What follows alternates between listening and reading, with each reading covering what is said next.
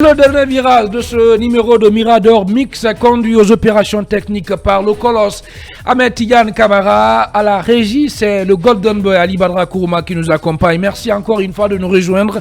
Malgré le rejet des exceptions de nullité soulevées en sa faveur, Oye Guilavogui, et puisque c'est de lui qu'il s'agit, a pris le contre-pied du docteur Mohamed Diané cette semaine en acceptant d'affronter les charges articulées et contre lui devant la CRIEF. Et mercredi dernier, l'ancien ministre d'État, sous Alpha Condé, s'est défendu, bien entendu, il s'est défendu sur l'affaire de 50 millions de dollars destinée à la relance de la Sotelgui. Il a affirmé que cet argent a été convenablement utilisé, tout en faisant état de problèmes de gouvernance et a empêché cette relance et Khalil Camara. Oui, Oye Guilavogui qui a décidé de se présenter devant la justice parce que c'est le mieux que l'on puisse faire. Maintenant, rester sans défense ou alors ne pas répondre devant la justice, c'est renoncer à sa défense.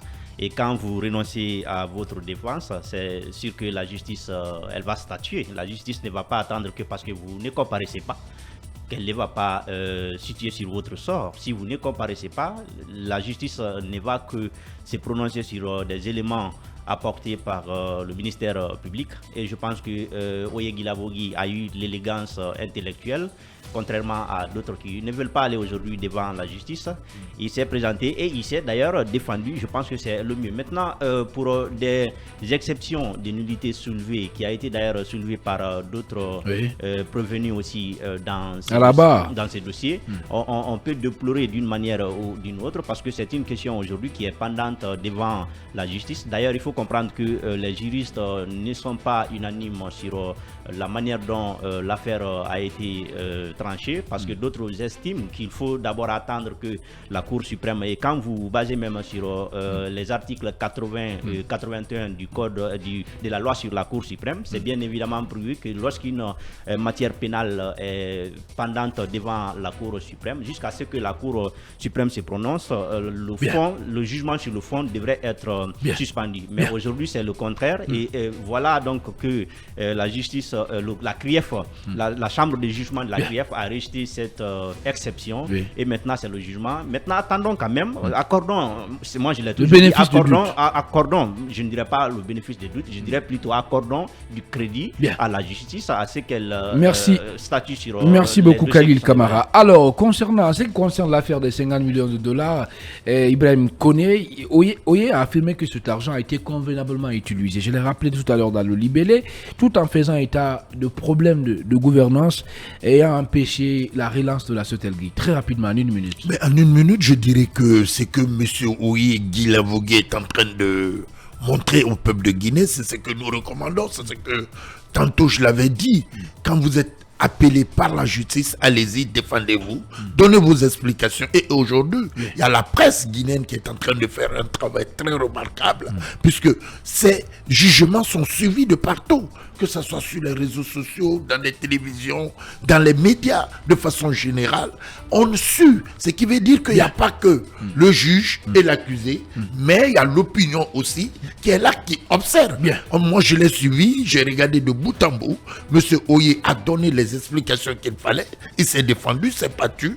Maintenant, c'est de continuer dans cette lancée et dire à tous les autres, venez, défendez-vous, faites confiance à la justice guinéenne.